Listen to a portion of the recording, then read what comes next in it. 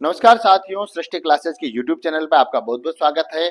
और आज हम बात करने जा रहे हैं राजस्थान के इतिहास की। और राजस्थान के इतिहास में हमारा जो टॉपिक आता है वो है राजपूतों की उत्पत्ति।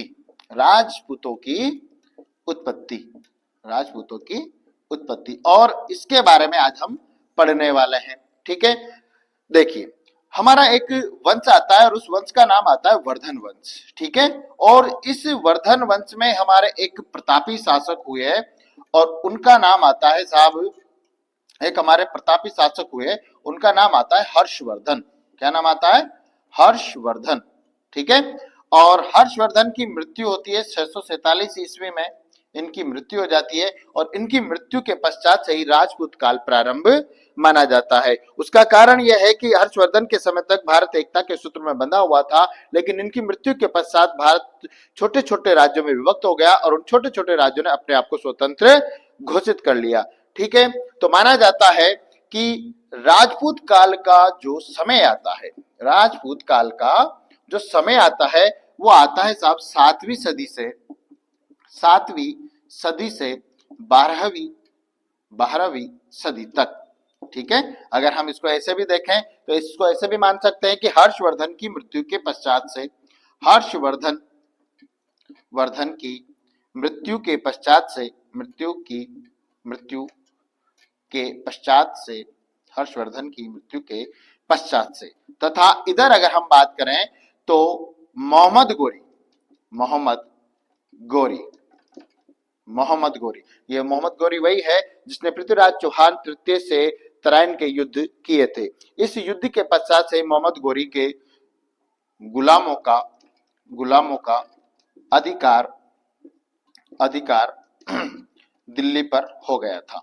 ठीक है, तो इस समय तक हम क्या मानते हैं? 7वीं सदी से 12वीं सदी तक का राजपूत काल के नाम से हम जानते हैं। अब हम जो इतिहासकार हैं, जो विभिन्न इतिहासकारों ने इनके बारे में विभिन्न मत दिए गए हैं, उनको हम पढ़ने वाले हैं। तो हमारा जो पहला सिद्धांत आता है, हमारा जो पहला मत आता है वो आता है अग्निकुंड से उत्पत्ति का। हमारा पहला मत आता है अग्निकुंड से उत्पत्ति का सिद्धांत।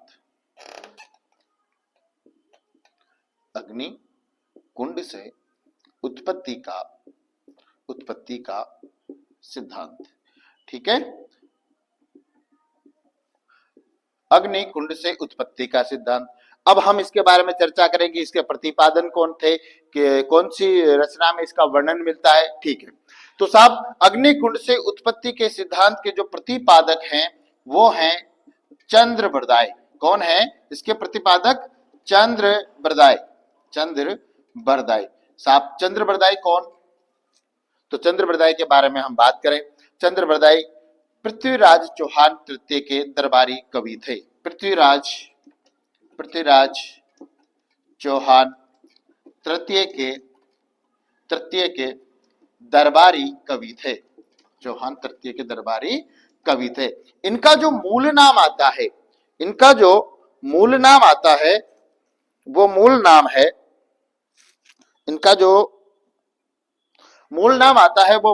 है पृथ्वी भट्ट। इनका मूल नाम है पृथ्वी भट्ट। ठीक है, और इनका जो जन्म होता है वो जन्म होता है साहब लाहौर में। कहाँ होता है इनका जन्म? लाहौर में। ठीक है, इनकी एक रचना आती है और उस रचना का नाम आता है पृथ्वीराज रासो। क्या रचना आती है? पृथ्वीराज रासो। और इसी पृथ्वीराज रासो में हमें इस अग्निकुंड से उत्पत्ति के सिद्धांत का वर्णन मिलता है। ठीक है, तो इसमें वर्णन में क्या दिया गया है, तो आइए पढ़ते हैं।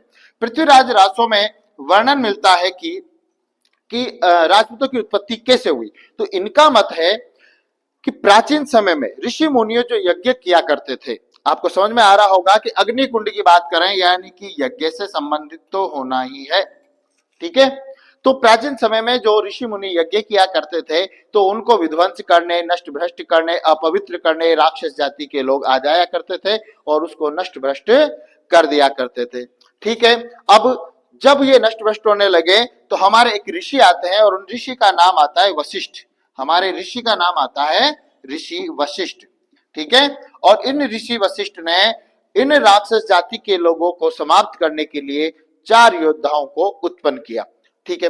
तो ऋषि वशिष्ठ ने आबू पर्वत पर एक यज्ञ किया। क्या किया साहब? आबू पर्वत पर एक यज्ञ किया। यह हमारा आबू पर्वत, ठीक है। और इस आबू पर्वत पर ये हमारे ऋषि मुनि बैठे हुए हैं, ठीक है। और ये यहाँ पर यज्ञ होता है, ठीक है। अब यहां से इन्होंने जो पहला शासक उत्पन्न किया, उन पहले शासक का नाम आता है प्रतिहार। क्या नाम आता है? प्रतिहार। लेकिन कहा जाता है कि राक्षस जाति को खत्म करने में असफल रहे। तो हमारे दूसरे योद्धा उत्पन्न होते हैं और दूसरे योद्धा का नाम आता है परमार। क्या नाम आता है? परमार। लेकिन ये भी असफल होते हैं। फिर हमारे तीसरे योद्धा आते हैं और तीसरे योद्धा का नाम आता है हमारे चालुक्य। लेकिन कहा जाता है कि तीनों के तीनों योद्धा राक्षस जाति का समूल नाश करने में असफल हुए। फिर हमारे एक चौथा चारवें योद्धा आते हैं और उनका नाम आता है चौहान। क्या नाम आता है? चौहान। और ये चौहान उत्पन्न होते हैं और अग्निकुंड से उत्पन्न होते हैं और ये राक्षस जाति का समूल नाश करने में सफल हो जाते हैं। तो माना जाता है इस अग्निकुंड के सिद्धांत के आधार पर यह कहा जाता है कि राजपूतों की जो उत्पत्ति हुई या राजपूतों के जो राजवंश की उत्पत्ति हुई वो इन्हीं चार वंशों से उत्पत्ति मानी गई है। ये किसने कहा? ये कहा साहब हमारे चंद्रवरदाई ने। और किसमें वर्णन है? पृथ्वीराज रासों में हमें इसका वर्णन मिलता है। अब कोई भी सिद्धांत हुआ या कोई भी मत हुआ तो उसका खंडन करने वाले भी होते हैं और उसके समर्थन करने वाले भी होते हैं, ठीक है। तो यहां पर साहब हमारे जो समर्थन करने वाले हैं, वो समर्थन करने वाले जो हमारे समर्थन, इस सिद्धांत का जो समर्थन किया गया है, इस सिद्धांत का जो समर्थन किया, उनमें हमारा एक नाम आता है मोहनोद नैणसी। क्या नाम आता है भाई? मोहनोद नैणसी, ठीक है। मोहनोद नैणसी। और एक नाम आता है हमारा सूर्यमल मिश्रण। क्या नाम आता है भाई? सूर्यमल मिश्रण, ठीक है। मिश्रण कह दो, मिश्रण कह दो, ठीक है। और एक और नाम आ जाता है जोधराज, ठीक है। ठीक है भाई। मोहनोद नैणसी कौन है? तो मोहनोद नैणसी के बारे में आप जानते होंगे, इन्हें राजस्थान का अबुल फजल भी कहा जाता है। क्या कहा जाता है साहब इन्हें? राजस्थान का अबुल फजल कहा जाता है। लेकिन अब बात आती है कि राजस्थान का अबुल फजल किसने कहा? तो फिर वो नाम आता है मुंशी देवी प्रसाद। क्या नाम आता है? मुंशी देवी प्रसाद। मुंशी देवी प्रसाद ने मोहनोद नैणसी को राजस्थान का अबुल फजल कहा है। इनकी रचना भी आती है साहब। तो इनकी प्रमुख रचनाएं आती है, एक कृति आती है, इनकी एक रचना आती है मारवाड़ प्रगणारी विगत। आप सबने नाम सुना होगा मारवाड़ प्रगणारी विगत। और इसी मारवाड़ प्रगणारी विगत को हम राजस्थान का गजेटियर भी कहते हैं। क्या कहते हैं इसे?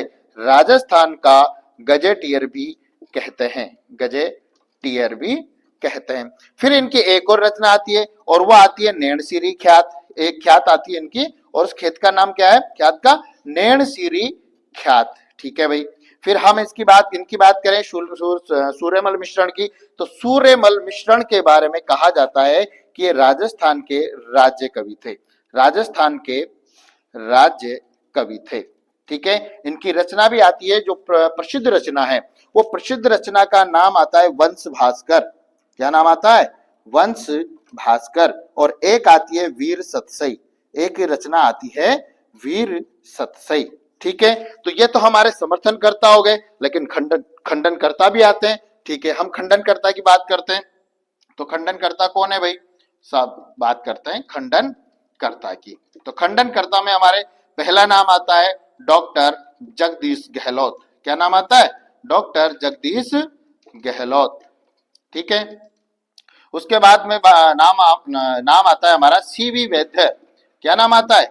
सीवी वैद्य। ये हमारे इस सिद्धांत के खंडनकर्ता माने जाते हैं, ठीक है। तो ये हमारा अग्निकुंड से उत्पत्ति का सिद्धांत हुआ, जिसमें हमने पढ़ा कि प्रतिपादक कौन थे? कि चंद्रवरदाई थे। पृथ्वीराज चौहान तृतीय के दरबारी कवि थे। पृथ्वी भट्ट इनका मूल नाम था। इनका जन्म लाहौर में हुआ। उसके बाद में प्रतिपादक जो चंद्रवरदाई थे, उन्होंने एक रचना कर लिखी। उस रचना का नाम आता है पृथ्वीराज रासो। और इसी पृथ्वीराज रासो में अग्निकुंड से उत्पत्ति के सिद्धांत का वर्णन दिया गया है। ठीक है। और इसी में दिया गया है कि ऋषि वशिष्ठ ने यज्ञ किया, 4 योद्धाओं को उत्पन्न किया और चारों योद्धाओं जब उत्पन्न हुए तो माना जाता है कि राजपूतों की उत्पत्ति इन्हीं 4 योद्धाओं से मानी जाती है, यानी कि वो राजवंश इन्हीं से संबंधित माने जाते हैं, ठीक है। फिर इनके समर्थनकर्ता जो आते हैं वो मूणोद नैन से आते हैं, जिन्हें राजस्थान का अबुल फजल कहा जाता है। किसने कहा साहब? तो बात आती है मुंशी देवी प्रसाद ने इन्हें राजस्थान का अबुल फजल कहा। फिर इनकी 2 प्रमुख रचनाएं आती है, मारवाड़ प्रगणारी विगत, जिसे राजस्थान का गजेटियर भी कहा जाता है। फिर हमारी एक और आती है नैनसिरी ख्यात, ठीक है। फिर हमारे एक और विद्वान आते हैं, एक कवि आते हैं सूर्यमल मिश्रण, ठीक है। और सूर्यमल मिश्रण की 2 प्रमुख रचनाएं आती है, वंश भास्कर और वीर सतसई, और इन्हें कहा जाता है सूर्यमल मिश्रण को कि राजस्थान के राज्य कवि भी थे। अब हम आगे जो दूसरा सिद्धांत आता है वो सिद्धांत आता है हमारे ब्राह्मण वंश से उत्पत्ति का सिद्धांत। तो हम पढ़ने वाले हैं दूसरा सिद्धांत, ब्राह्मण वंश से उत्पत्ति का सिद्धांत। हमारा दूसरा मत आता है ब्राह्मण वंश से उत्पत्ति का सिद्धांत। हमारा दूसरा मत है ब्राह्मण वंश से उत्पत्ति का सिद्धांत, ठीक है। ब्राह्मण वंश से उत्पत्ति का सिद्धांत, इस मत के बारे में बात करी है डॉक्टर भंडारकर,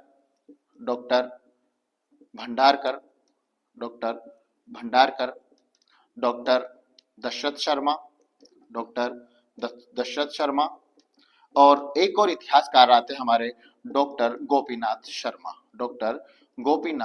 शर्मा, ठीक है। ब्राह्मण वंश से राजपूतों की उत्पत्ति के मत के लिए प्रमाण दिया है डॉक्टर भंडारकर ने बिजोलिया शिलालेख। डॉक्टर डी आर भंडारकर ने ब्राह्मण वंश से उत्पत्ति के संबंध में जो प्रमाण दिया है वो प्रमाण दिया है बिजोलिया शिलालेख।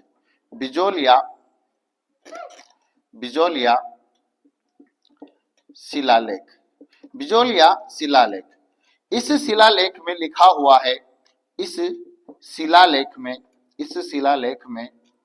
लिखा हुआ है कि वासुदेव के उत्तराधिकारी वत्स गोत्रीय ब्राह्मण थे। कौन? वासुदेव के उत्तराधिकारी वत्स गोत्रीय ब्राह्मण थे। कौन से ब्राह्मण थे भाई? वत्स गोत्रीय ब्राह्मण थे, ठीक है। वत्स गोत्रीय ब्राह्मण थे, ठीक है। ये प्रमाण दिया है डॉक्टर डी आर भंडारकर ने, ठीक है। उसी के साथ में हमारे डॉक्टर दशरथ शर्मा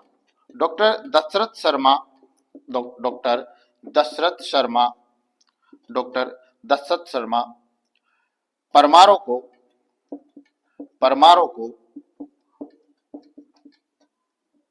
ब्राह्मणों से उत्पन्न मानते हैं। डॉक्टर दशरथ शर्मा किससे उत्पन्न मानते हैं? डॉक्टर दशरथ शर्मा ब्राह्मण से उत्पन्न मानते हैं। फिर हमारे नाम आता है कुंभलगढ़ प्रशस्ति। क्या नाम आता है? कुंभलगढ़ प्रशस्ति। वह एक नाम आता है हमारा एकलिंग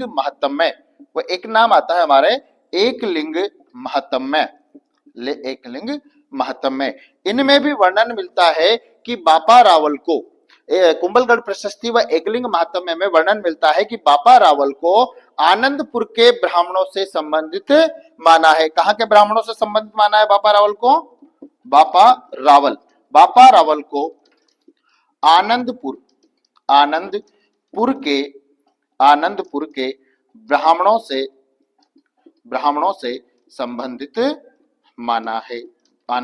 ब्राह्मणों से संबंधित माना है, ठीक है। और फिर हमारा एक नाम आता है डॉक्टर गोपीनाथ शर्मा। क्या नाम आता है भाई? डॉक्टर गोपीनाथ शर्मा।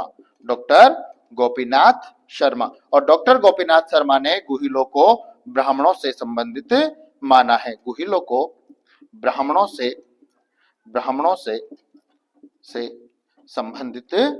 संबंधित माना है। यह हमारा एक सिद्धांत आता है ब्राह्मणों से उत्पत्ति का सिद्धांत, जिसमें हमारा समर्थन या इन्होंने प्रतिपादन किया है doctor Bhandarkar, doctor Dasharath Sharma, doctor Gopinath Sharma. Doctor Bhandarkar ने बिजोलिया शिलालेख का प्रमाण देते हुए कहा है कि इस शिलालेख में वासुदेव के उत्तराधिकारी सामंत को वत्स गोत्रीय ब्राह्मण बताया है। ठीक है, फिर नाम आता है हमारे डॉक्टर दशरथ शर्मा, और डॉक्टर दशरथ शर्मा परमारों को ब्राह्मणों से उत्पन्न मानते हैं। ठीक है, फिर आती है बात हमारे कुंभलगढ़ प्रशस्ति व एकलिंग महात्म्य की, जिसमें बापा रावल को आनंदपुर के ब्राह्मणों से संबंधित माना है। डॉक्टर गोपीनाथ शर्मा ने भी गुहिलों को ब्राह्मणों से ही संबंधित बताया है। ठीक है, ये तो हमारा हो गया ब्राह्मणों से उत्पत्ति का सिद्धांत। फिर आता है हमारे प्राचीन क्षत्रियों से उत्पत्ति का सिद्धांत, जो दिया है डॉक्टर गौरीशंकर हीराचंद ओझा ने, और यही प्रमाणिक मत माना जाता है या सर्वमान्य मत माना जाता है। ठीक है, पढ़ते हैं इनके बारे में।